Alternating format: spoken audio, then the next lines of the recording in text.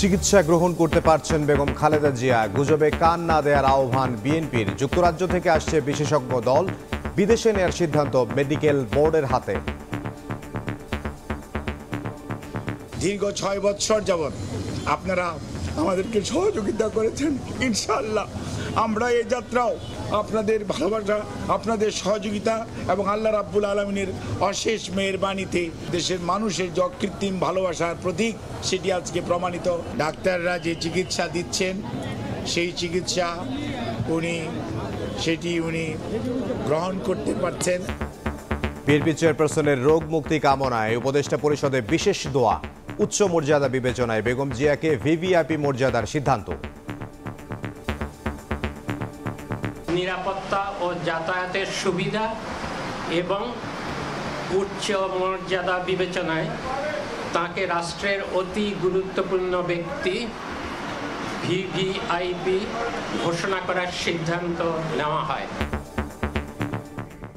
দেখছিলেন প্রধান শিরোনাম। দুপুরের সময় সঙ্গে আছে আমি ইমদাদুল হক। এবার অন্যান্য শীর্ষ সংবাদ। আলাদা দিনে গণভোটের দাবিতে অড়র জামাত। রাষ্ট্র সংস্কারের স্বার্থে এমন অবস্থান, বলছেন গোলাম পরোয়ার। পিছু হটবে না সমমনা দলগুলো। অংশগ্রহণমূলক নির্বাচন চায় ইইউ। নতুন ভোটারদের জন্য উপযুক্ত পরিবেশ তৈরিতে চ্যালেঞ্জ দেখছেন মিলার। যে কোনো পরিস্থিতি মোকাবিলায় প্রস্তুত থাকার দাবি ইসির। 3 দফা দাবিতে প্রাথমিক ও মাধ্যমিক শিক্ষকদের কর্মবিরতিতে বিভিন্ন স্কুলে ব্যাহত বার্ষিক পরীক্ষা। পড়াশোনায় বিঘ্ন ঘটায় অভিভাবকদের ক্ষোভ।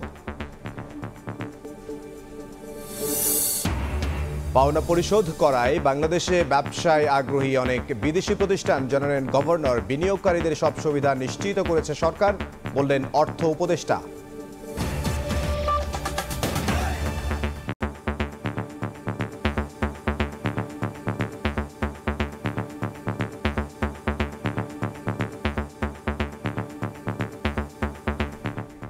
চিকিৎসা গ্রহণ করতে পারছেন বিএনপি চেয়ারপারসন বেগম খালেদা জিয়া। এমনটা জানিয়ে গুজবে কান না দেওয়ার অনুরোধ করেছেন তার ব্যক্তিগত চিকিৎসক ও দলের স্থায়ী কমিটির সদস্য ডক্টর এজেডএম জাহিদ হোসেন।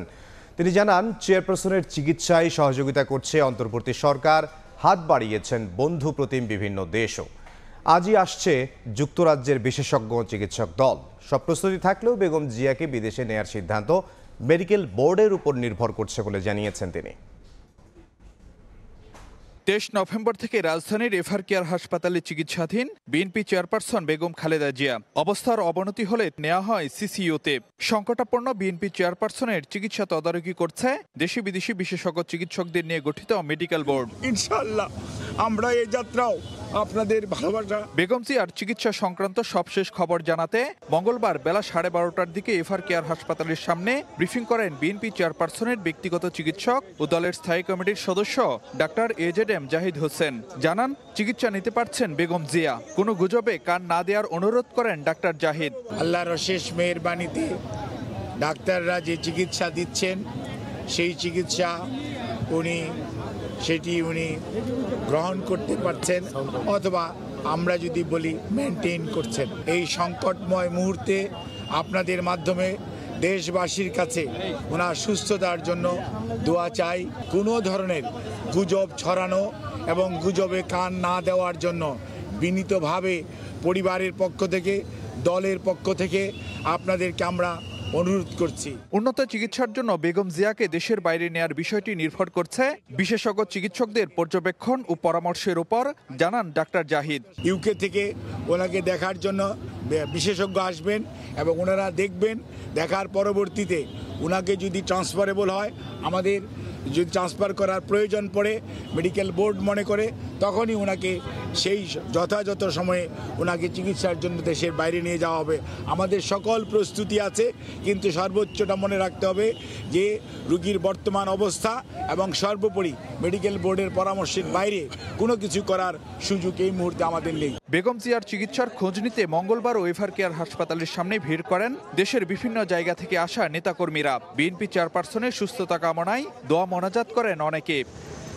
এদিকে এভার কেয়ার হাসপাতালের সামনে বাড়ানো হয়েছে নিরাপত্তা ব্যবস্থা। মোতায়েন করা হয় আইনশৃঙ্খলা বাহিনীর সদস্য। ফারুক ভিয়া, রবিন, সময় সংবাদ, ঢাকা। এই মুহূর্তে রাজধানীর এভার কেয়ার হাসপাতালের সামনে আছেন সহকর্মী ফারুক ভূঁইয়া রবিন। সবশেষ খবর জানবো, সরাসরি যাব তার কাছে। দর্শক, আপনারা নিশ্চয়ই এতক্ষণে আমাদের খবরে জেনে গেছেন বিএনপি চেয়ারপারসন বেগম খালেদা জিয়াকে রাষ্ট্রের অতি গুরুত্বপূর্ণ ব্যক্তি হিসাবে ঘোষণা দিয়েছে অন্তর্বর্তী সরকার, এবং সেক্ষেত্রে তার জন্য যে এসএসএফ নিয়োগ করা হয়েছে। তো এখন থেকে অল্প কিছু সময় আগে এসএসএফের একটি গাড়ি বহর কিন্তু এভার কেয়ার হাসপাতালে এসেছে এবং সেখানে বেশ কয়েকজন এসএসএফ সদস্য ছিলেন। অর্থাৎ আপনারা জানেন যে সরকারি সেই সিদ্ধান্তের পর কিন্তু রাজধানীর এভার কেয়ার হাসপাতালের যে এভার কেয়ার হাসপাতালের যে নিরাপত্তা ব্যবস্থা সেটি কিন্তু বেশ জোরদার করা হয়েছে। যে পুলিশ সদস্যদেরকেও কিন্তু মানে যে মোতায়েন সেটিও কিন্তু বেশ জোরদার করা হয়েছে। এখানে একদিকে যেমন হাসপাতালের সামনে বিপুল সংখ্যক পুলিশ সদস্য মোতায়েন করা হয়েছে, ঠিক একইভাবে আমরা কিন্তু কাছাকাছি জায়গায় র্যাব সদস্যদেরও মোতায়েন থাকতে দেখেছি। আর অন্যদিকে যদি স্বাস্থ্যগত বেগম জিয়ার চিকিৎসা সংক্রান্ত বিষয়াশয় সম্পর্কে যদি আপনাদেরকে জানাতে চাই, বেলা 12:30 নাগাদ বিএনপি চেয়ারপারসনের ব্যক্তিগত চিকিৎসক ও বিএনপির স্থায়ী কমিটির সদস্য ডাক্তার AZM জাহিদ হোসেন তিনি গণমাধ্যমকে ব্রিফ করেছেন এবং সেখানে কিন্তু তিনি তার যে চিকিৎসার খবরাখবর জানিয়েছেন এবং তিনি সেখানে বলেছেন কেউ যেন কোনো গুজবে কান না দেয়। বিএনপি চেয়ারপারসন বেগম খালেদা জিয়া তিনি চিকিৎসা নিতে পারছেন এবং সেই জায়গাতে কেউ যেন এই সংক্রান্ত বিষয়ে কোনো গুজবে কান না দেয় এবং সবাই যেন দোয়া করে বিএনপি চেয়ারপারসন বেগম জিয়ার সুস্থতার জন্য সে অনুরোধ জানানো হয়েছে বিএনপির পক্ষ থেকে। এবং একই সঙ্গে একটি বিষয় কিন্তু যে পরিষ্কার করে দেওয়া হয়েছে যে বিএনপি চেয়ারপারসনের চিকিৎসা সংক্রান্ত যে বিষয়াশয়গুলো রয়েছে সেইগুলো এবং এ সংক্রান্ত যে দলের নীতি নির্ধারণী যে বিষয়াশয়গুলো রয়েছে এই বিষয়ে ডাক্তার AZM জাহিদ হোসেন এবং রুহুল কবির রিজভী এই দুজনই গণমাধ্যমকে মানে ব্রিফ করবেন। তার বাইরে অন্য কারো কথাই যে কান না দেওয়ার অনুরোধ জানানো হয়েছে দলের পক্ষ থেকে। আর অন্যদিকে বিএনপি চেয়ারপারসনের চিকিৎসার জন্য আজই যুক্তরাজ্যের একটি বিশেষজ্ঞ চিকিৎসক দল আসার কথা রয়েছে, এটিও কিন্তু ডাক্তার AZM জাহিদ হোসেন তার ব্রিফিংয়ে জানিয়েছেন। পাশাপাশি অনেকদিন যাবতীয় একটি কথাবার্তা চলছে যে বিএনপি চেয়ারপারসনকে কি দেশের বাইরে চিকিৎসার জন্য নিয়ে যাওয়া হবে কিনা। সে জায়গাতে ডক্টর AZM জাহিদ হোসেন বলেছেন যে বিশেষজ্ঞ চিকিৎসকরা তারা যে পর্যবেক্ষণ দিবেন এবং তারা যে পরামর্শ দিবেন এবং অর্থাৎ যে বিশেষজ্ঞ চিকিৎসক এবং যে মেডিকেল বোর্ডের মতামতের ভিত্তিতে বিএনপি চেয়ারপারসন বেগম খালেদা জিয়াকে দেশের বাইরে নেয়ার বিষয়টি আসলে যে নির্ভর করবে, অর্থাৎ তাদের মতামতের উপরই ভিত্তি করেই সে সংক্রান্ত সিদ্ধান্ত নেওয়া হবে। তো এই ছিল আমার কাছে এখানকার সবশেষ খবরাখবর। আমরা পরবর্তীতে আরও খবরাখবর থাকলে সেগুলো নিশ্চয়ই জানিয়ে দেব পরবর্তী বুলেটিনে। জি রবিন, নিশ্চয়ই। আমাদের সহকর্মী ফারুক ভূঁইয়া রবিন যোগ দিয়েছিলেন রাজধানীর এভার কেয়ার হসপিটালের সামনে থেকে। উচ্চ মর্যাদা বিবেচনায় বিএনপি চেয়ারপারসন বেগম খালেদা জিয়াকে ভিভিআইপি ঘোষণা করেছে অন্তর্বর্তী সরকার। রাষ্ট্রীয় অতিথি ভবন যমুনায় প্রধান উপদেষ্টার সভাপতিত্বে উপদেষ্টা পরিষদের বিশেষ বৈঠকে সিদ্ধান্ত নেওয়া হয়। ব্রিফিংয়ে পরিকল্পনা উপদেষ্টা আরও জানান, হাসপাতালে নির্বিঘ্ন চিকিৎসা, প্রয়োজনে বিদেশে নেয়ার পরিকল্পনা এবং উচ্চ মর্যাদা বিবেচনায় সাবেক প্রধানমন্ত্রীকে ভিভিআইপি ঘোষণার সিদ্ধান্ত নেওয়া হয়। বিএনপি চেয়ারপারসন বেগম খালেদা জিয়ার শারীরিক অবস্থার বিষয়ে প্রধান উপদেষ্টার রাষ্ট্রীয় অতিথি ভবন যমুনায় বৈঠকে বসে উপদেষ্টা পরিষদ। মঙ্গলবার সকালে অনুষ্ঠিত বিশেষ এই সভায় তিনবারের সাবেক প্রধানমন্ত্রী বিএনপি চেয়ারপারসন বেগম খালেদা জিয়ার আশু রোগমুক্তি কামনা করে দোয়া ও প্রার্থনা করা হয়। পাশাপাশি জাতির কাছে তার জন্য দোয়া ও প্রার্থনার আহ্বান জানানো হয়।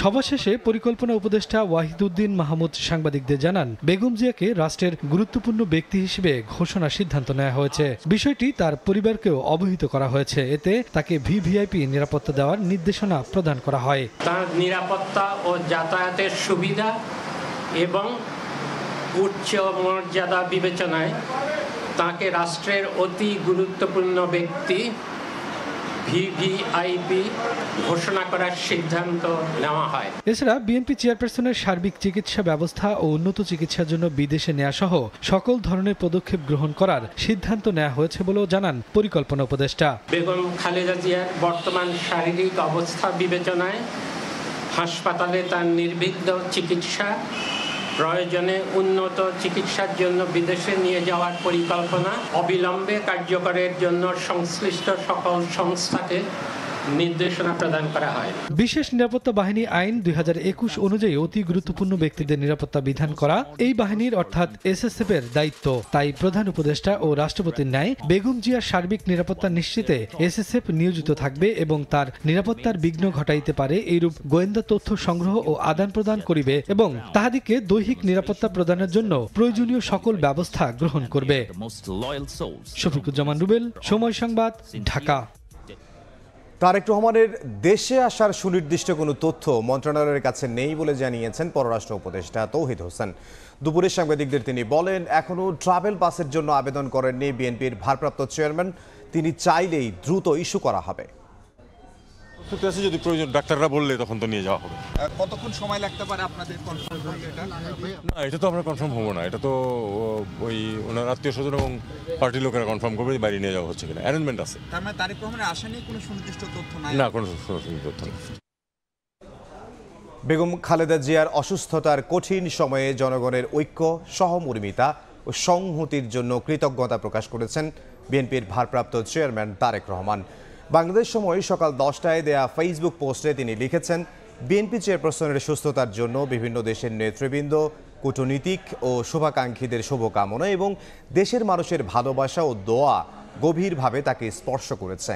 এজন্য জিয়া পরিবার ও বিএনপির পক্ষ থেকে ধন্যবাদ জানান তারেক রহমান। তিনি আরও জানান, দেশবাসীর সম্মিলিত সমর্থনই তাঁর পরিবারের শক্তি ও প্রেরণার উৎস।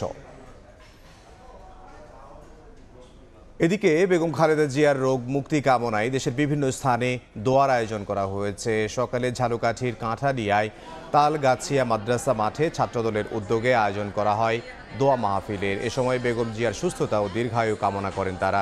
মোনাজাত শেষে খাবার বিতরণ করা হয়। বাগেরহাটেও স্বাধীনতা উদ্যানে জেলা যুবদলের পক্ষ থেকে দোয়ার আয়োজন করা হয়। সুস্থ হয়ে দ্রুত নেতাকর্মীদের মাঝে ফিরে আসবেন চেয়ারপারসন, এমনটাই আশা তাদের।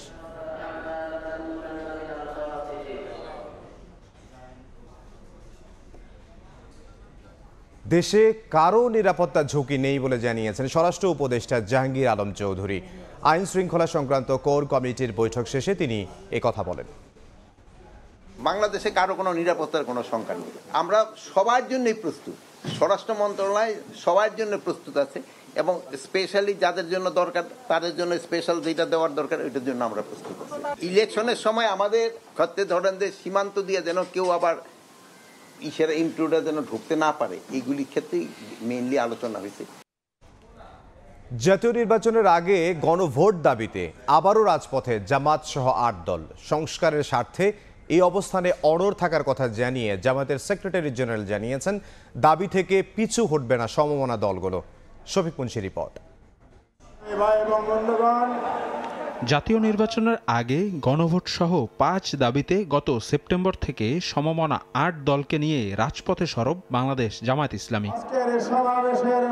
এরই মধ্যে নভেম্বরের শুরুতে একই দিনে জাতীয় নির্বাচন ও গণভোট আয়োজনের নির্দেশনা দেন প্রধান উপদেষ্টা। আগামী জাতীয় সংসদ নির্বাচনের দিনেই গণভোটের আয়োজন করা হবে। প্রধান উপদেষ্টার ঘোষণায় জনগণের আকাঙ্ক্ষা পূর্ণ হয়নি। তাৎক্ষণিক প্রতিক্রিয়ায় এ সিদ্ধান্তকে গণ আকাঙ্ক্ষা বিরোধী আখ্যা দিলেও সে সময় কঠোর কোনো কর্মসূচিতে যায়নি জামায়াত। তবে গত শনিবার থেকে শুরু হওয়া 8 দলের 7 বিভাগীয় সমাবেশে হঠাৎ করেই জাতীয় নির্বাচনের আগেই গণভোটের দাবিতে অনড় অবস্থান তুলে ধরেন দলটির শীর্ষ নেতারা।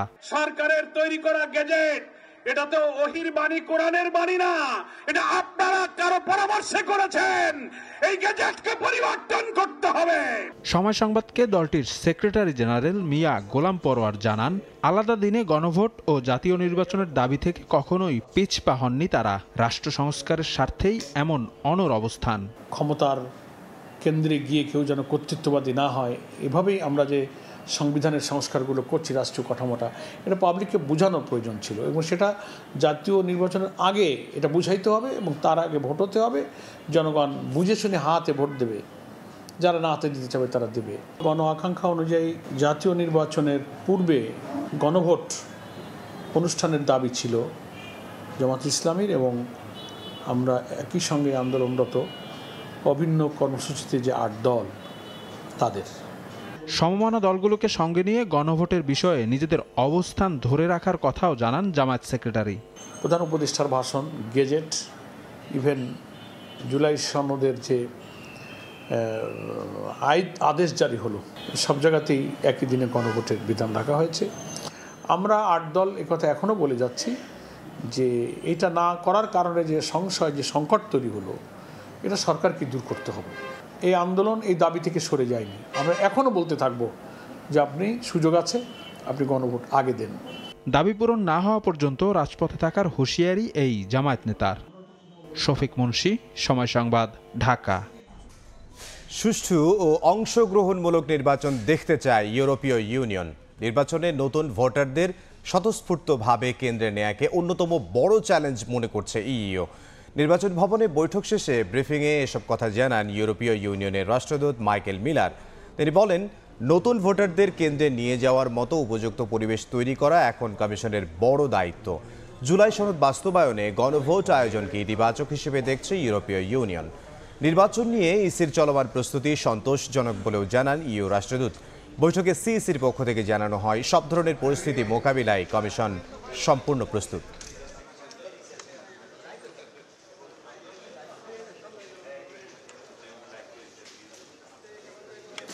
I mentioned the challenge will be that you have a generation of citizens who did not take part in previous polls.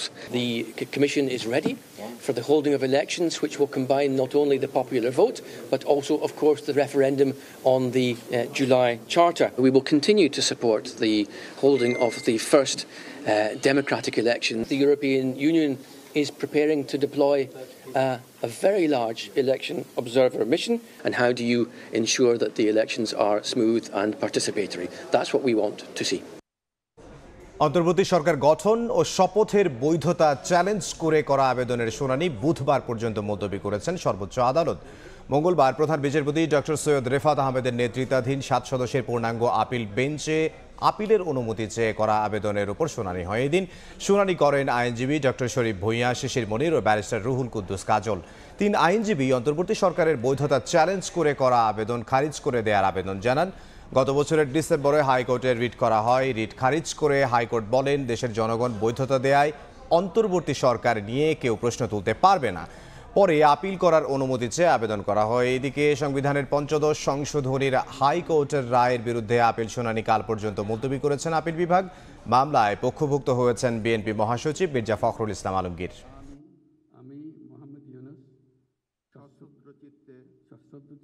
আগামীকালকে রাষ্ট্রপক্ষ তার বক্তব্য উপস্থাপন করার সময় এই ব্যাপারে বক্তব্য রাখবেন। যেহেতু এটা একটা রেকর্ড, এই রেকর্ডটা দেখাবেন। যতটুকু আমরা দেখেছি, আমাদের কাছে যে কপিটা এসেছে সেই কপি অনুযায়ী তখনকার সিচুয়েশনে যেটি উপস্থাপন করা হয়েছে সেটি তো সকলের কাছেই ক্লিয়ার হয়েছে, তো স্বাক্ষর হয়েছে, সাবমিট করা হয়েছে, রাষ্ট্রপতির কাছে পাঠানো হয়েছে। তো সেই রেকর্ডটা সরকারই সরাসরি আদালতের সামনে উপস্থাপন করতে পারবেন। আমরা মনে করি ফর্মালিটি মেনটেন করা হয়েছে, কিন্তু এই ফর্মালিটি যদি মেনটেন নাও করতো, 106 যদি নাও নেওয়া হতো, তাও সরকারের বৈধতা নিয়ে কোনো প্রশ্ন উত্থাপন করার সুযোগ গণ অভ্যুত্থানের পরে নাই। কুষ্টিয়ায় 6 জনকে হত্যা মামলায় জাসদ সভাপতি হাসানুল হক ইনুর বিরুদ্ধে সাক্ষ্য গ্রহণ পিছিয়ে 7 ডিসেম্বর নির্ধারণ করেছেন আন্তর্জাতিক অপরাধ ট্রাইব্যুনাল 2। এর আগে সোমবার তার বিরুদ্ধে 2 জন সাক্ষ্য দেন। এ মামলায় ইনুর বিরুদ্ধে 6 জন হত্যা সহ মোট 8টি অভিযোগ আনা হয়। এদিকে আশুলিয়ায় 7 জনকে হত্যা ও 6 জনের মরদেহ পোড়ানোর মামলায় জবানবন্দি দেন তদন্ত কর্মকর্তা জানে আলম খান। মামলাটিতে মোট আসামি 16 জন। এর মধ্যে সাবেক এমপি সাইফুল ইসলাম সহ 8 জন পলাতক, আর গ্রেফতার আছেন 8 জন। অন্যদিকে ট্রাইব্যুনাল 1-এ রামপুরায় কার্নিশে ঝুলে থাকা আমির হোসেনকে গুলি এবং 2 জনকে হত্যার ঘটনায় সাক্ষ্য গ্রহণ হয়েছে। এই মামলার একমাত্র গ্রেফতার আসামি চঞ্চল চন্দ্র সরকারকে সকালে ট্রাইব্যুনালে হাজির করা হয়। বাকি 4 আসামি পলাতক রয়েছেন। গত 18 সেপ্টেম্বর সাবেক জেপি কমিশনার হাবিবুর রহমান সহ 5 জনের বিরুদ্ধে অভিযোগ গঠন করে বিচার শুরুর আদেশ দেন ট্রাইব্যুনাল 1। দাবি আদায়ে দ্বিতীয় দিনের মতো কর্মবিরতিতে সরকারি মাধ্যমিক ও প্রাথমিকের শিক্ষকরা। এতে ব্যাহত হচ্ছে বার্ষিক পরীক্ষা। প্রতিষ্ঠান প্রধানরা পরীক্ষা নিতে চাইলেও সহকারী শিক্ষকরা কর্মবিরতিতে থাকায় স্কুলে এসে ঘুরে গেছেন শিক্ষার্থীরা। আবার কোনো কোনো প্রতিষ্ঠান চালু রেখেছে পরীক্ষা কার্যক্রম। বার্ষিক পরীক্ষার মধ্যে শিক্ষকদের কর্মবিরতিতে ক্ষুব্ধ অভিভাবকরা। মঙ্গলবার বার্ষিক পরীক্ষার জন্য স্কুলে আসে শিক্ষার্থীরা, কিন্তু শিক্ষকদের কর্মবিরতির কারণে সেই পরীক্ষা নিতে পারেনি কর্তৃপক্ষ। পরীক্ষা দিতে এসেও ফিরে যেতে হয়েছে অনেক স্কুলের শিক্ষার্থীদের। হেড স্যারের কাছে ফোন দিছিল, তো সেই সময় আসলে বলল যে এক্সাম হবে, তো একদম তাড়াতাড়ি প্রস্তুতি নেওয়া লাগছে। সেটা শুনতেছি যে হবে না। কালকে আমরা আসছিলাম প্রিপারেশন নিয়ে, কালকে হয় নাই, ঘুরে গেছি, আজকেও হয় নাই। বিসিএস ক্যাডারভুক্ত করা সহ 4 দফা দাবিতে সোমবার থেকে কর্মবিরতিতে সরকারি মাধ্যমিক বিদ্যালয়ের শিক্ষকরা। এদিকে সরকারি প্রাথমিক বিদ্যালয়ের শিক্ষকরাও 10ম গ্রেড সহ 3 দফা দাবিতে পরীক্ষা নেওয়া বন্ধ রেখে কর্মবিরতি পালন করছেন। আমাদের আগামীকালকের পর্যন্ত কর্মসূচি, যদি এর ভিতরে আমাদের দাবিটা মেনে নেয়, আমরা পরশুদিন থেকে অর্থাৎ বৃহস্পতিবার থেকে আমরা আমাদের পরীক্ষা শিক্ষার্থীদের নেব। মাননীয় উপদেষ্টার কাছে, দেশবাসীর কাছে আমরা জানিয়েছি, এরপর যদি আমাদের দাবিগুলো মানা না হয় তারা আমরা আরো কর্মসূচি দিতে বাধ্য হব। বার্ষিক পরীক্ষার সময় শিক্ষকদের এমন কর্মসূচিতে ক্ষুব্ধ অভিভাবকরা। শিক্ষার্থীদের উপর এর নেতিবাচক প্রভাব পড়ার আশঙ্কা দেখছেন তারা। একটা বছর পড়াশোনা করছে, আর এই সময় ওদের মন মানসিকতা একটু অন্যরকম হয়ে যাচ্ছে। প্রতিদিনই বলে আম্মু কালকে কি পরীক্ষাটা হবে, এসে ওর বাবা এসে জিজ্ঞাসা করে যায় ম্যাডাম কি হবে। ফাইনাল পরীক্ষার মাঝ বরাবর এসে কেন এই ধরনের ডিসিশন নিয়ে বাচ্চাদের হয়রানি করতেছে? এটা কি বাচ্চাদের মানসিকভাবে তাদের উপরে প্রেসার দেওয়া হচ্ছে না? তবে সব প্রতিষ্ঠানে শিক্ষকদের কর্মবিরতির প্রভাব পড়েনি। কোনো প্রতিষ্ঠান চালু রেখেছে বার্ষিক পরীক্ষা। এমনকি কোনো প্রতিষ্ঠানের শিক্ষার্থীরা বার্ষিক পরীক্ষা নেওয়ার দাবিতে বিক্ষোভ করেছে। আমাদেরও কিছু দাবি আছে। মনিরুজ্জামান প্রান্ত, সময় সংবাদ। 5 দফা দাবিতে বরিশালে জামাত সহ 8 দলের বিভাগীয় সমাবেশ চলছে। বিস্তারিত জানবো, বরিশালের বেলস পার্ক থেকে সরাসরি যুক্ত হচ্ছেন সহকর্মী অপূর্ব অপু, সবশেষ তথ্য আমাদেরকে জানান। ইসলামী সমমনা 8 দলের বিভাগীয় মহাসমাবেশ আজকে হচ্ছে বরিশালে। 3য় দফা এটি হচ্ছে বরিশালে। এর আগে রাজশাহীতে হয়েছে, খুলনা হয়েছে।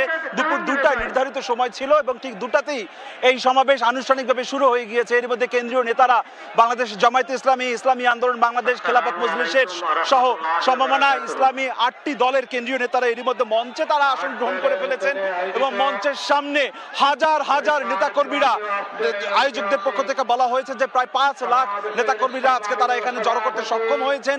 বরিশাল শহরের বেলস পার্ক মাঠ, ঐতিহাসিক বেলস পার্ক মাঠে এই সমাবেশটি চলছে।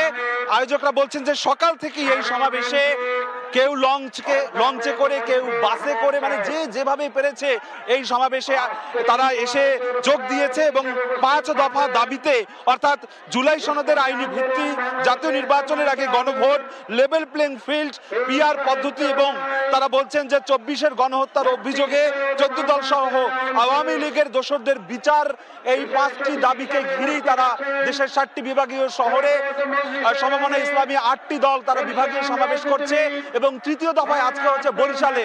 এর আগে খুলনাতে হয়েছে, এর আগে রাজশাহীতে হয়েছে এবং আগামীকালকে অন্য বিভাগীয় সরকারতে হবে। নেতাকর্মীরা এখানকার এই মঞ্চ থেকে কিছুক্ষণ আগে স্থানীয় নেতারা বক্তব্য রেখেছেন, কিছুক্ষণ পর জাতীয় নেতারা বক্তব্য রাখবেন। স্থানীয় নেতারা এরই মধ্যে তারা বলেছেন যে 5 দফা দাবি না মানা পর্যন্ত তারা তাদের নানানভাবে কর্মসূচি দিয়ে সরকারকে বাধ্য করবেন তাদের দাবি আদায় করবার জন্য। এবং তারা যে প্রধান যে দাবিটি নিয়ে এসেছে, জুলাই সনদের আইনি ভিত্তি দিতে হবে, সেই সাথে সাথে জাতীয় নির্বাচনের আগে গণভোট করতে হবে এবং গণহত্যার দায়ে, 24-এর গণহত্যার দায়ে আওয়ামী লীগ সহ 14 দল এবং তাদের দোসরদেরকে বিচারের আওতায় আনতে হবে।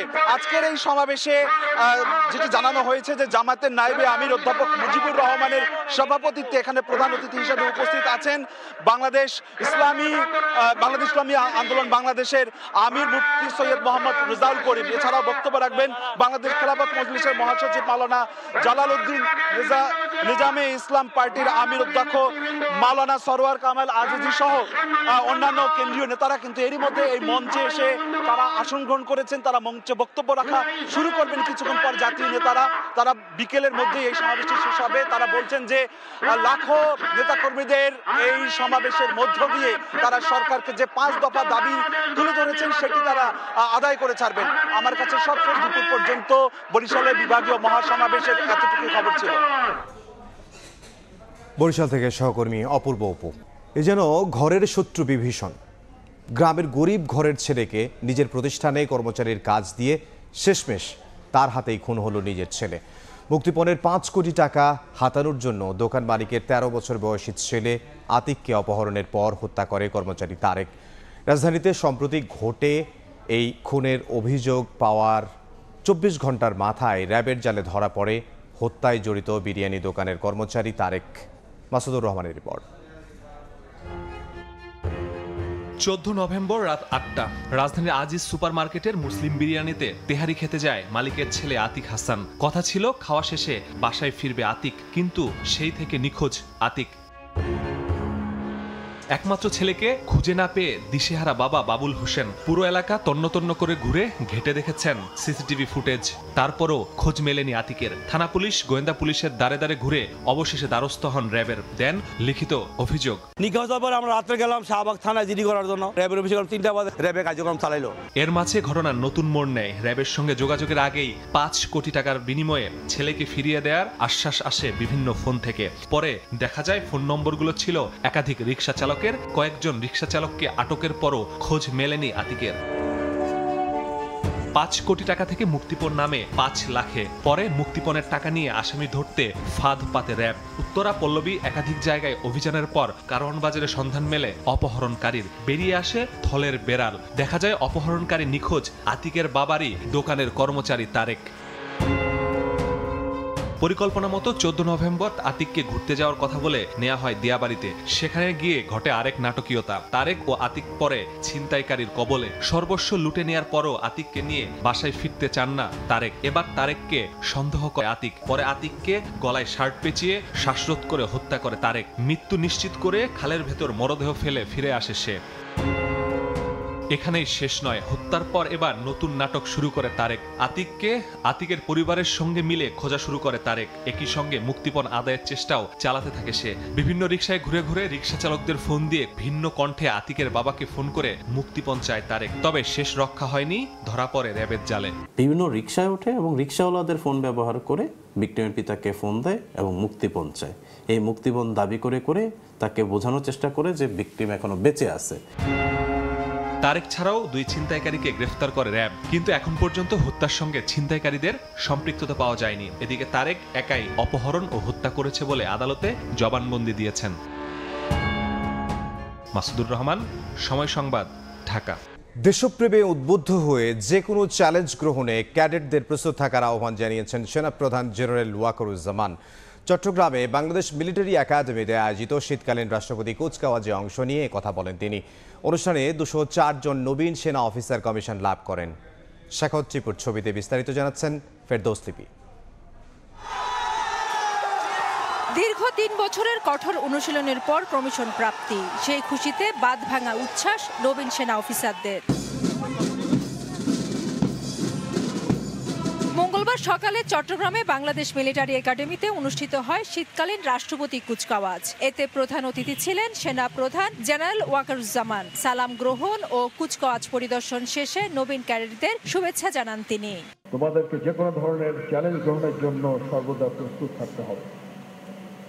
সামরিক চেতনা ও মূল্যবোধকে সমুন্নত রাখতে এবং যে কোনো সিদ্ধান্ত গ্রহণের ক্ষেত্রে দেশপ্রেমকে সর্বাধিক গুরুত্ব দিতে হবে। পরে পুরস্কার তুলে দেওয়া হয় সেরা চৌকস ক্যাডেটদের হাতে। প্রশিক্ষণে কৃতিত্ব অর্জনের জন্য সোর্ড অব অনার পান আজমাইন ইশরাক। এ সময় নবীন অফিসারদের র্যাঙ্ক ব্যাচ পরিয়ে দেন সেনা প্রধান ও তাদের অভিভাবকরা। শৈশব থেকে আমি স্বপ্ন দেখেছি যে সেনাবাহিনীতে যোগদান করব, আজ সেই স্বপ্ন আমার পূরণ হয়েছে। এটা অনেক কঠিন একটা প্রশিক্ষণ ছিল, বাট আলহামদুলিল্লাহ আমরা সুন্দরভাবে শেষ করতে পারছি। এই জন্য সবার কাছে আন্তরিক ধন্যবাদ। আমার কাছে খুব আনন্দ লাগছে, আমি খুব গর্বিত আমার ছেলে হতে গেছে। এবার 89তম বিএমএ দীর্ঘমেয়াদী কোর্সে 184 জন এবং 60তম বিশেষ কোর্সে 20 জন অফিসার ক্যাডেট কমিশন লাভ করেন। দীর্ঘ কঠিন প্রশিক্ষণ শেষে এসব নবীন অফিসাররা দেশের জনগণ এবং সার্বভৌমত্ব রক্ষায় সর্বাগ্যে কাজ করবে, এমন প্রত্যাশা সংশ্লিষ্টদের। ফেরদৌস লিপি, সময় সংবাদ, চট্টগ্রাম। দুপুরের সময় আরও থাকছে। কারাগারে ইমরান খানের শারীরিক অবস্থা নিয়ে ধূম্রজাল, সাক্ষাতের দাবিতে পিটিআইয়ের বিক্ষোভের ডাক। ইসলামাবাদ ও রাওয়ালপিন্ডিতে 144 ধারা, নিরাপত্তা জোরদার।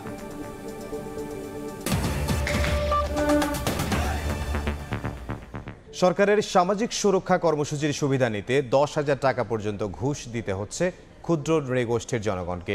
দেশের জাতীয় দারিদ্র্যের হার 18.7% হলেও পার্বত্য ও ক্ষুদ্র নৃগোষ্ঠী অধ্যুষিত সমতলে এই হার 80% পর্যন্ত। এমন তথ্য উঠে এসেছে টিআইবির প্রতিবেদনে। সংস্থাটি বলছে, সেনাবাহিনী ছাড়া পার্বত্য অঞ্চলে শান্তি প্রতিষ্ঠা সম্ভব নয়। জাতীয় পর্যায়ে দারিদ্র্যের হার যেখানে 18.7%, পার্বত্য চট্টগ্রামে এর চেয়ে অনেক বেশি 65%, আর ক্ষুদ্র নৃগোষ্ঠী অধ্যুষিত সমতল এলাকায় যা 80%। অথচ সামাজিক নিরাপত্তা কর্মসূচির সুবিধা পেতে 500 থেকে 10,000 টাকা পর্যন্ত ঘুষ দিতে হচ্ছে ক্ষুদ্র নৃগোষ্ঠীর জনগণকে। ট্রান্সপারেন্সি ইন্টারন্যাশনাল বাংলাদেশ টিআইবির করা ক্ষুদ্র নৃগোষ্ঠী অন্তর্ভুক্তিমূলক এক প্রতিবেদনে উঠে এসেছে এমন তথ্য। তারা ধর্মীয়, জাতিগত এবং পেশাগত পরিচয়ের কারণে সরকারি সুবিধা পেতে বৈষম্যের সম্মুখীন হচ্ছেন বলে তুলে ধরা হয়েছে ওই প্রতিবেদনে। পার্বত্য শান্তি চুক্তিতে আংশিকভাবে আদিবাসীদের ভূমি অধিকারের স্বীকৃতি দেওয়া হলেও সমতলের আদিবাসীদের জন্য এমন পৃথক কোনো ভূমি আইন নেই, এবং জাতীয় যে ভূমি সম্পর্কিত যে আইনগুলো রয়েছে সেখানেও আদিবাসীদের প্রথাগত ভূমি সত্ত্বের স্বীকৃতি নেই। বিদ্যমান যে উন্নয়ন পরিকল্পনাগুলো রয়েছে সেখানেও স্থানীয় সামাজিক, অর্থনৈতিক এবং ভৌগোলিক বাস্তবতার প্রতিফলন দেখা যাচ্ছে না। এই প্রতিবেদন প্রকাশ উপলক্ষে মঙ্গলবার সকালে রাজধানীর ধানমন্ডিতে টিআইবির নিজস্ব কার্যালয়ে অনুষ্ঠানে উন্নয়নের মূলধারায় ক্ষুদ্র নৃগোষ্ঠী জনগণকে অন্তর্ভুক্তি করতে সামাজিক, অর্থনৈতিক ও রাজনৈতিক বৈষম্য দূর করার তাগিদ দেন সংস্থাটির নির্বাহী পরিচালক। বলেন, পার্বত্য এলাকায় শান্তি ফেরাতে কোনো বিকল্প নেই সেনাবাহিনীর। প্রান্তিক জনগোষ্ঠীর কেন্দ্র করে দুর্নীতি অনেক হচ্ছে, ঘুষ লেনদেন হচ্ছে, যাদের এটা হচ্ছে বাঁচা মরার বিষয়। সেখানে আমরা যেটা দেখলাম যে 500 থেকে 10,000 টাকা পর্যন্ত ঘুষ আদায় করা হচ্ছে। সমতল আদিবাসীদের জন্য আলাদা ভূমি কমিশন করতে হবে, সেটা সরকারের অঙ্গীকার পঞ্চবার্ষিক পরিকল্পনা, সেটা কেন করা হলো না? আর যতটুকুই হয়েছে সেখানে আছে বাজেট বরাদ্দ সম্পদ আমরা খুব পরিষ্কারভাবে দেখতে পেয়েছি, যে কারণে প্রতি 5 জনের মধ্যে আবেদনকারীর মধ্যে 1 জন মাত্র তালিকাভুক্ত হতে পেরেছে। এ সময় জানানো হয়, সামষ্টিক বিচারে জাতীয় পর্যায়ে সামাজিক নিরাপত্তা কর্মসূচিতে অন্তর্ভুক্তির হার 24.57%, অথচ প্রান্তিক জনগোষ্ঠীর অন্তর্ভুক্তি মাত্র 7.31%। সাইফুল ইসলাম, সময় সংবাদ, ঢাকা।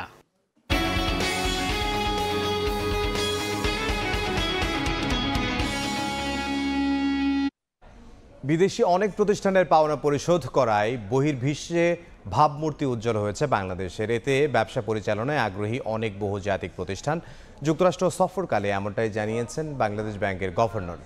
আর বিনিয়োগের ক্ষেত্রে কর কাঠামো সংস্কার সহ আরও বিনিয়োগ বান্ধব পরিবেশ তৈরির পরামর্শ মার্কিন ব্যবসায়ীদের। তবে সব সুবিধা নিশ্চিত করার কথা জানিয়েছেন অর্থ উপদেষ্টা। আর অর্থনীতিবিদদের মতে সবকিছুই নির্ভর করছে নির্বাচিত সরকারের ওপর। যুক্তরাষ্ট্র থেকে ফিরে কাজল আব্দুল্লাহর রিপোর্ট। 2024 সালে অন্তর্বর্তী সরকার দায়িত্ব নেওয়ার পর অক্টোবরে অনেকটা অন্তঃসারশূন্য ভঙ্গুর অর্থনীতির তথ্য নিয়ে যুক্তরাষ্ট্রে আইএমএফ সম্মেলনে হাজির হয় প্রতিনিধি দল। শত শত কোটি ডলার বকেয়ার অভিযোগ দেয় মাল্টিন্যাশনাল প্রতিষ্ঠানগুলো। কিন্তু 1 বছর পর এবারের সফরের গল্প ছিল ভিন্ন।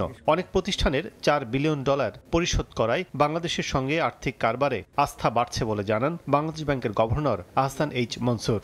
এই বছর সেই চিত্রটা কমপ্লিটলি ডিফারেন্ট। কেউ বলে নাই যে আমাদের টাকা স্টাক-আপ আছে বাংলাদেশে, সেটা সম্পর্কে কোনো কিছু নেই। Discussion was more on forward looking, যে আমরা আরও বিনিয়োগ করতে চাই। সম্প্রতি ওয়াশিংটন সফরে গিয়ে গভর্নর সহ অর্থ উপদেষ্টা, সচিব, এনবিআর চেয়ারম্যান বৈঠক করেছেন ইউএস চেম্বারের সঙ্গে। মার্কিন সরকার প্রতিনিধি সহ বৈঠকে অংশ নেয় মাল্টিন্যাশনাল অনেক প্রতিষ্ঠান।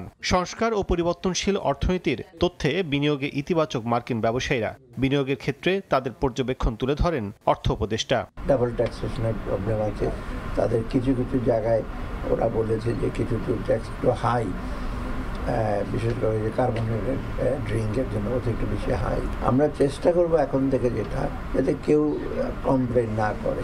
উপদেষ্টা জানান, বিনিয়োগকারীদের সব সুবিধা নিশ্চিত করেছে সরকার। তবে নির্বাচিত সরকারই তাদের আস্থা বলে মনে করেন অর্থনীতিবিদরা। ওরা ওদের ফরেন ডাইরেক্ট ইনভেস্টমেন্ট আনার জন্য আরেকটু ফ্রেন্ডলি করতে হবে, ইনভেস্টমেন্ট ফ্রেন্ডলি, দ্রুত যাতে। আমরা তো সিঙ্গেল উইন্ডোর কথা বলেছি। যেহেতু পলিটিক্যাল স্টেবিলিটি কি হতে যাচ্ছে ফেব্রুয়ারি নির্বাচনের পরে, তো সেই জায়গায় এই মুহূর্তে বিনিয়োগকারীদের কাছ থেকে হয়তো আশানুরূপ সাড়া এই মুহূর্তে হয়তো পাওয়া যাবে না। দ্বিপাক্ষিক বৈঠকে মার্কিন তুলাদের তৈরি পণ্যের শুল্কমুক্ত প্রবেশ সুবিধা দেওয়ার প্রস্তাবও দিয়েছে বাংলাদেশ। বাংলাদেশ প্রতিনিধি দল ও মার্কিন ব্যবসায়ীদের বিভিন্ন পর্যায়ের বৈঠকে বাংলাদেশে বিভিন্ন খাতের ব্যবসায় সহযোগিতার ইতিবাচক আলোচনা হলেও বাংলাদেশের যে জিএসপি সুবিধা মার্কিন যুক্তরাষ্ট্রের প্রয়োজন তা নিয়ে উল্লেখ করলেও কোনো ইতিবাচক সাড়া মেলেনি যুক্তরাষ্ট্রের ট্রেড বোর্ডের কাছ থেকে। ওয়াশিংটন ডিসি থেকে কাজল আব্দুল্লাহ, সময় সংবাদ, যুক্তরাষ্ট্র। 40 বছর ধরে অসংখ্য খুশির মিছিলে ছিল আইডিএলসি, থাকবে আগামীতেও। সবে টেলিভিশনে সংবাদ প্রকাশের পর অবশেষে দেশে ফিরছেন আমিরাতে কারাবন্দী 24 জন জুলাই যোদ্ধা। যে স্বজনদের চোখে মুখে ছিল শুধু হতাশা, প্রিয়জনের মুক্তির খবরে তারাই আজ আনন্দে আত্মহারা। আবুধাবির আল সদর কারাগারে বন্দী থাকা 24 প্রবাসী বাংলাদেশের মুক্তির খবর পরিবারগুলোর কাছে যেন নতুন জীবনের শুরু। প্রতিবেদন প্রচারের পর বিষয়টি সরকার ও দায়িত্বশীলদের দৃষ্টি আকর্ষণ করতে সক্ষম হয় দাবি করে সময় সংবাদের প্রতি কৃতজ্ঞতাও জানান প্রবাসী জুলাই যোদ্ধাদের পরিবার। নাজমুল হাসান রাজুর ছবিতে দিন মোহাম্মদ সাব্বিরের বিশেষ রিপোর্টের দ্বিতীয় পর্ব। আলহামদুলিল্লাহ 6 তারিখের মধ্যে ওনারা ডেফিনেটলি বাংলাদেশে থাকবেন। প্রবাসী জুলাই যোদ্ধা শহীদুল আমিন মুন্নার স্ত্রী তানিয়া আমিনের চোখে মুখে এবার স্বস্তির হাসি। কিছুদিন আগেও স্বামীর ছবি হাতে নিয়ে কাঁদছিলেন আর দপ্তর থেকে দপ্তরে ছুটছিলেন তিনি। সব কান্না ভুলে স্বামীর মুক্তির খবরে এবার আনন্দে আত্মহারা। 1 বছর ধরে চোখের জলে কাটানো এই মানুষটি। আজকে আমি অনেক পরিমাণ খুশি, কারণ বিগত 1 বছর পর আমি খুশির মুখ দেখছি।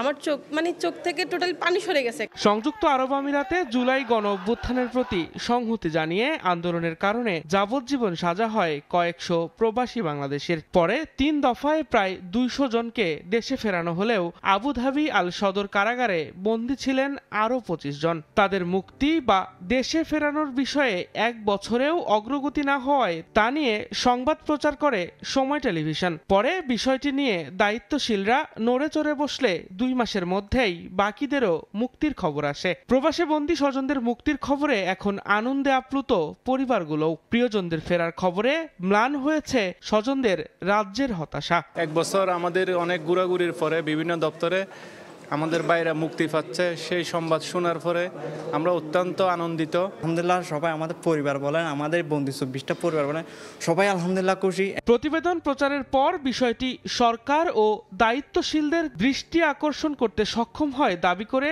সময় সংবাদের প্রতি কৃতজ্ঞতা জানান বন্দী প্রবাসীদের স্বজনেরা। সময় টেলিভিশন শুরু থেকে আমাদের জুলাই বন্দীদের সাথে ছিল, পাশে ছিল। সময় টিভির ভাইরা আমাদেরকে অনেক সহযোগিতা করেছে এবং আমাদের পাশে ছিল। আমাদের প্রতিটা ভাইয়ের বাড়িতে গিয়ে তারা সংবাদ জোগাড় করে, সংবাদ ব্যবস্থা করে তাদের কাছে সরকারের কাছে বিভিন্ন মহলে তারা পৌঁছে দিয়েছে। সময় চ্যানেলকে অসংখ্য ধন্যবাদ, কারণ প্রায় সময় বেশিরভাগ সময় আমরা সময় চ্যানেলকে পেয়েছি আমাদের পাশে। গেল 28 নভেম্বর শুরু হয় 24 জন বন্দীর মুক্তি প্রক্রিয়া। খুব শিগগিরই তাদের দেশে ফেরার প্রক্রিয়া শুরু হবে বলে জানান প্রবাসী কল্যাণ উপদেষ্টা। আর বন্দী অবস্থাতেই আবুধাবি আল সদর কারাগারে মৃত্যু হয় একজনের। এখন কারামুক্ত স্বজনদের দেশে ফেরার প্রহর গুনছেন স্বজনেরা। দীর্ঘ অনিশ্চয়তার পর প্রিয়জনের দেশে ফেরার অপেক্ষা দ্রুতই শেষ হবে বলে আশা পরিবারগুলোর। দিন মোহাম্মদ সাব্বির, সময় সংবাদ, ঢাকা। দেশের বাইরের খবর। সাবেক প্রধানমন্ত্রী ইমরান খানের দল পাকিস্তান তেহরিক ইনসাফের বিক্ষোভ কর্মসূচি ঘিরে ইসলামাবাদ ও রাওয়ালপিন্ডিতে 144 ধারা জারি করা হয়েছে। জোরদার করা হয়েছে নিরাপত্তা ব্যবস্থা। ইমরানের শারীরিক অবস্থার খবর ঘিরে অস্থিরতা সৃষ্টির আশঙ্কায় এমন পদক্ষেপ নিয়েছে শাহবাজ প্রশাসন। ভুয়া খবর ছড়িয়ে পড়ার বিরুদ্ধে ব্যবস্থা নিতে সাইবার ক্রাইম এজেন্সিকে ব্যবস্থা নেওয়ার নির্দেশ দিয়েছেন দেশটির তথ্যমন্ত্রী মোহসেন নাকভি। পাকিস্তানের সাবেক প্রধানমন্ত্রী ইমরান খানের শারীরিক অবস্থার খবর ঘিরে উত্তেজনা বাড়ছে। মঙ্গলবার সকাল থেকেই ইসলামাবাদ হাইকোর্টের সামনে নিরাপত্তা জোরদার করা হয়। অস্থিরতা সৃষ্টির আশঙ্কায় এদিন রাজধানী সহ পার্শ্ববর্তী রাওয়ালপিন্ডিতেও 144 ধারা জারি করা হয়। ইসলামাবাদে 2 মাস এবং রাওয়ালপিন্ডি শহরে এই অধ্যাদেশ জারি থাকবে বুধবার পর্যন্ত। এর আওতায় সব ধরনের সভা সমাবেশ, অবস্থান কর্মসূচি, মিছিল সহ 5 জনের বেশি মানুষের জমায়েত নিষিদ্ধ ঘোষণা করা হয়েছে। নির্দেশনা অমান্য করলে কঠোর ব্যবস্থা নেওয়ার হুঁশিয়ারি দিয়েছে সরকার। এর আগে কারাবন্দী ইমরান খানের সঙ্গে সাক্ষাতের দাবিতে মঙ্গলবার ইসলামাবাদ হাইকোর্ট ও আদালিয়া কারাগারের সামনে বিক্ষোভ কর্মসূচি পালনের ঘোষণা দেয় পিটিআই। দলটির দাবি, হাইকোর্টের নির্দেশে সপ্তাহে 2 দিন ইমরান খানকে তার পরিবারের সঙ্গে দেখা করতে দেওয়ার কথা থাকলেও তা মানা হচ্ছে না। ইমরান খানের শারীরিক অবস্থা নিয়ে কিছু বিষয় গোপন করা হচ্ছে বলে আশঙ্কা প্রকাশ করেছেন তার ছেলে কাশিম খান। গত 3 সপ্তাহেরও বেশি সময় ধরে তার সঙ্গে দেখা করতে দেয়া হয়নি বলেও দাবি করেন কাশিম। যদিও নাম প্রকাশে অনিচ্ছুক কারা কর্মকর্তার বরাত দিয়ে গণমাধ্যম ডন জানিয়েছে পিটিআই প্রতিষ্ঠাতা সুস্থ আছেন। এদিকে পাকিস্তানে ব্যাপক হারে ভুয়া খবর ছড়িয়ে পড়ার বিরুদ্ধে সাইবার ক্রাইম এজেন্সিকে ব্যবস্থা নেওয়ার নির্দেশ দিয়েছেন দেশটির তথ্যমন্ত্রী মহসিন নাকভি। স্থানীয় সময় সোমবার লাহোরে এক সংবাদ সম্মেলনে গত কয়েক সপ্তাহে সামাজিক যোগাযোগ মাধ্যমে ছড়িয়ে পড়া 90% খবরই ভুয়া বলে দাবি করেন মন্ত্রী।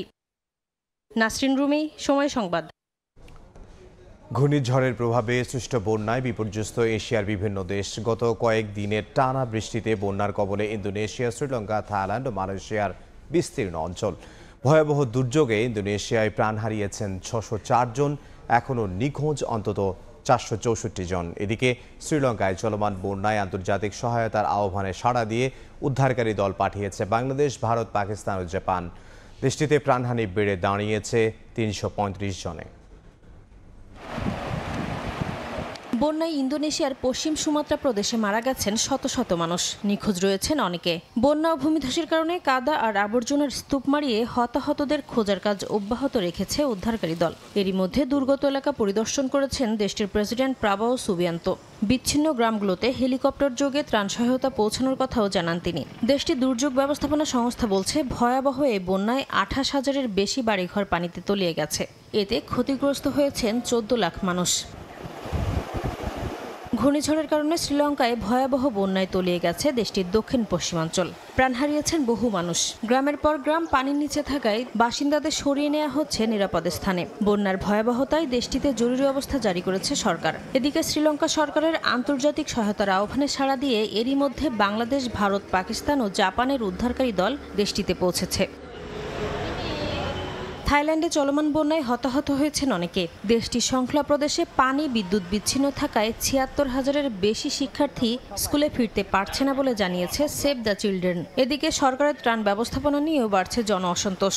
অব্যবস্থাপনার অভিযোগে এরই মধ্যে 2 কর্মকর্তাকে সাময়িক বরখাস্তও করা হয়েছে। মালয়েশিয়ার পেরলিসে টানা বর্ষণে বেশ কয়েকজনের মৃত্যু হয়েছে। এখনও পানির নিচে বহু এলাকা। নাসরিন রুমি, সময় সংবাদ। এ পর্যায়ে শীর্ষ সংবাদগুলো জানিয়ে দিচ্ছে আরও একবার। চিকিৎসা গ্রহণ করতে পারছেন বেগম খালেদা জিয়া, গুজবে কান না দেওয়ার আহ্বান বিএনপির। যুক্তরাজ্য থেকে আসছে বিশেষজ্ঞ দল, বিদেশে নেওয়ার সিদ্ধান্ত মেডিকেল বোর্ডের হাতে। নিরাপত্তা নিশ্চিতে বেগম জিয়াকে ভিভিআইপি মর্যাদা, এভার কেয়ারে এসএসএফ পিজিআর মোতায়েন। তারেক রহমান আবেদন করা মাত্র ইস্যু করা হবে ট্রাভেল পাস। এবং আগে গণভোট দাবিতে বরিশালের জামাত সহ 8 দলের বিভাগীয় সমাবেশ। রাষ্ট্র সংস্কারের স্বার্থে অনড় অবস্থান, দাবি থেকে পিছু না হটার হুঁশিয়ারি গোলাম পরোয়ারের।